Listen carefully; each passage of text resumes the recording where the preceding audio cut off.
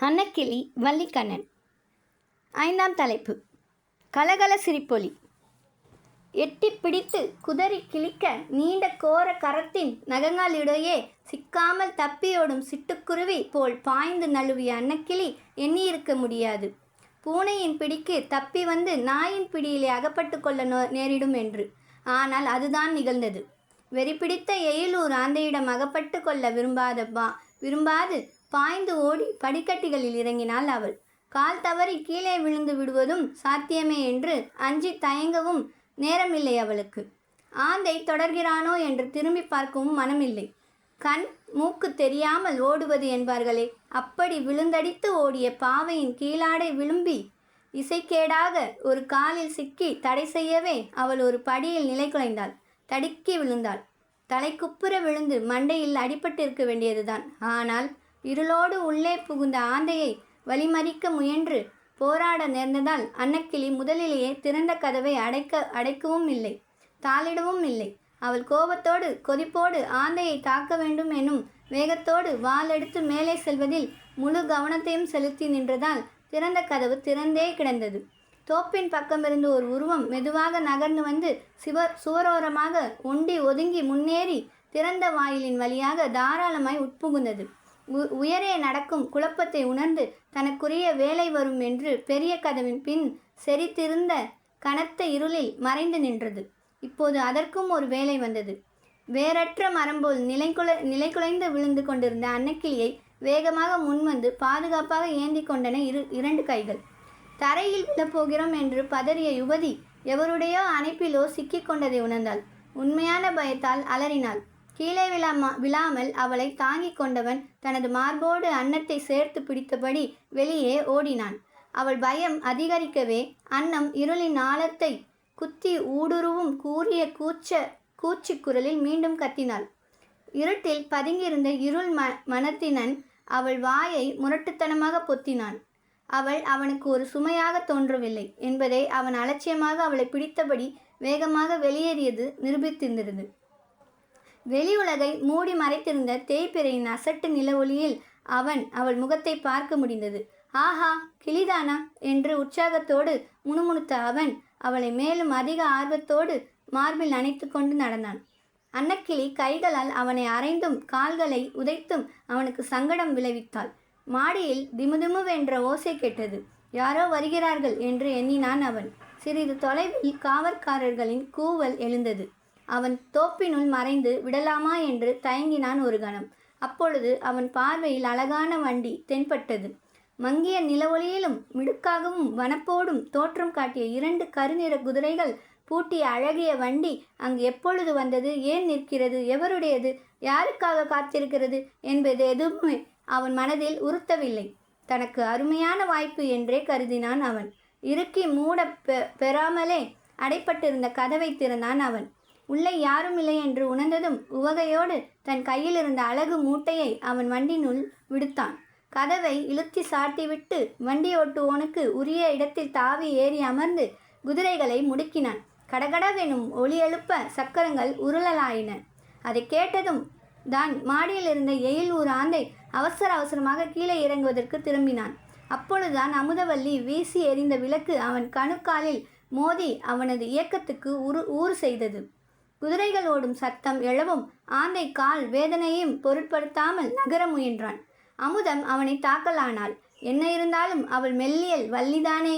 முரட்டு கரடி போன்ற மனிதனின் வெண்கல தலையை அவள் ஒரு கைவிளக்கு கொண்டு உடைத்துவிட முடியுமா என்ன? அவனும் எத்தனை நேரம்தான் அவள் செயலை வெறும் விளையாட்டு என்று பொறுத்திருப்பான்? பிடரியை சிலிர்த்து கொண்டு எழும் சிங்கம் போல எழுந்தான் எயிலூர் ஆந்தை. ஓஹோ, சுண்டெலி கூட என் பலத்தை சோதிக்க துணிந்ததோ என உருமி கொண்டு தன் வலக்கரத்தை நேராக வீசி உதறினான். அம்மா என்று வேதனையோடு கத்தினாள் அமுதம்.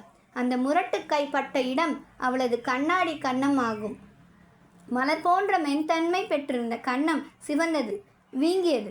இதோ இதையும் என்னையும் மறக்காதே என்று மற்றும் ஒரு அறை கொடுத்தான் தடியன். கொடி போன்ற அம்மடமங்கை துடித்தாள். படுக்கையில் விழுந்து அழு, விடுவதற்குள் எல்லாம் சரியாகிவிடும். நான் ஒளிந்தேன் என்று எண்ணாதே, மறுபடியும் வருவேன். முத்தாரம் என்னிடம் வந்து சேருகிற வரை பேய் போல் இந்த வீட்டையே நான் சுற்றித் திரிவேன் என்று எச்சரித்துவிட்டு நகர்ந்தான் அவன். உடல் வலி, மனவேதனை, ஏமாற்றம் முதலிய பல குழப்பங்களாலும் உளம் நொந்த அமுதவல்லி படுக்கையில் விழுந்து அழுது கிடந்தாள். எயிலூர் ஆந்தை தனக்கு இயல்பான வேகத்தோடு நடக்க முடியாமல் மெதுவாக படிக்கட்டுகளை கடந்து நிலவொளி படிந்த இடத்தை அடைந்தபோது வண்டி சிறிது தொலைவு சென்று விட்டதை கண்டான். அது அவன் கொண்டு வந்திருந்த வண்டிதான். அவன் எந்த அழகியை எடுத்து செல்ல ஆசைப்பட்டானோ அவளையே தாங்கி செல்கிறது அது. ஆனால் திருட்டுத்தனமாக பதுங்கி நின்ற எவனோ அன்றோ அதை ஓட்டி செல்கிறான். ஆந்தையின் வலுமிக்க கை வெண்கல சிலையின் மண்டை போன்ற தலையை தடவிக்கொண்டது. இனி என்ன செய்வது?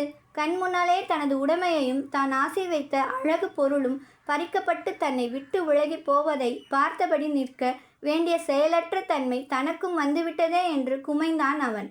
கொதித்தது உள்ளம். இதற்கெல்லாம் காரணம் இந்த அமுதவல்லிதான். அவளுக்கு நான் சரியான பாடம் கற்றுக் கொடுப்பேன் என்று கருவிக்கொண்டான் அக்கொடியவன். வண்டியை இழுத்து செல்லும் குதிரைகளின் குளம்பொலி தவிர வேறு குளம்போசை கனத்து கேட்டது. சந்தேகமே இல்லை, வேறு யாரோ குதிரையை மீது வருகிறார்கள். ஒன்றுக்கு மேற்பட்டவர்கள் வருகிறார்கள். ஆகவே அங்கு நிற்பது தவறு என்று கருதி ஆந்தை தோப்பினுள் புகுந்தான். அமுதவல்லியின் மாளிகை போன்ற பெரிய இல்லத்தை சேர்ந்த தோப்பு விசாலமானது. காடுபோல் மரங்களும் செடி கொடிகளும் மண்டி நிற்கும் இடம் அது. பலரக மரங்களும் செறிந்த பகுதியினுள் புகுந்து சென்றால் சவுக்கு மரங்களும் ஓங்கி வளர்ந்த மூங்கில்களும் அடர்ந்து நின்ற பகுதி உண்டு. அதனுள் எத்தனை பேர் பதுங்கியிருந்தாலும் வெளி உலகுக்கு தெரியாது. யார் எவரை கொலை செய்து மூங்கில் புதருக்குள் வீசி எறிந்தாலும் தெரியாது. எயிலூர் ஆந்தை தற்காப்புக்காக அங்கு சென்று கொண்டிருந்த வேளையில் அவனால் பறிகொடுக்கப்பட்ட குதிரை வண்டி தீவிரமாக முன்னேற முடியாமல் திணறியது. வண்டியினுள் விடப்பட்ட அன்னக்கிளி சும்மா கிடப்பாளா என்ன? அவள் கைகளால் வண்டியின் பக்கங்களை தட்டினாள். கால்களால் திம் திம் என்று மிதித்து ஓசைப்படுத்தினாள். ஐயோ, கொல்கிறானே என்று அலறினாள். இது ஆபத்து என் உணர்ந்த அந்நியன் வண்டி ஓட்டும் பீடத்தில் இருந்து உள்ளே திரும்பி பார்த்து, ஏய் அன்னம், ஏன் இப்படி கத்துகிறாய்? வாயை மூடிக்கொண்டு கிடக்கிறாயா? இல்லை உன் கழுத்தை நெரித்து கொல்லட்டுமா என்று கர்ஜித்தான். ஏன் என்னை இப்படி தூக்கி செல்கிறாய்? என்னை எங்கள் வீட்டில் கொண்டு போய் விடு என்றாள் அன்னக்கிளி. அவன் அவளுக்கு விளக்கம் கூற விரும்பாதவனாய் வண்டியை விரட்ட முயன்றான். அவளோ மீண்டும் கூச்சலிட்டு ஓசைப்படுத்தலானாள். அந்த சமயத்தில் தான் 2 குதிரை வீரர்கள் அங்கு வந்தார்கள். என்ன இது என்று அதட்டினான் ஒரு வீரன். வண்டியோட்டி வாய் திறாது வண்டியை செலுத்த முற்படும் ஒரு வீரன் வண்டிக்கு முன்னே தனது குதிரையை செலுத்தி வழிமறித்தான். திருமலை, அவனை நன்றாக கவனி என்றான். அவன் திருமலை கொழுந்துவின் நண்பன் மருது பாண்டியனே ஆவான். திருமலை வண்டியோட்டியின் முதுகில் தனது கை பிரம்பினால் 2 அடிகள் கொடுத்தான். அவன் பிரம்பு உற்சாகத்தோடு துள்ளி துள்ளி விளையாடத் தொடங்கவும் அந்நியன் ஐயோ, அம்மா, அப்பா என்று துடித்தான். இதுவே தக்க தருணம் என அறிந்த அன்னக்கிளி வண்டியின் கதவை சிறிதே திறந்து கொண்டு தலையை வெளியே நீட்டி எட்டி பார்த்தாள். தன்னை காப்பாற்ற வந்த குதிரை வீரனை கண்டதும் ஆ என்று உவகை மேலிட்டால் கூவினாள்.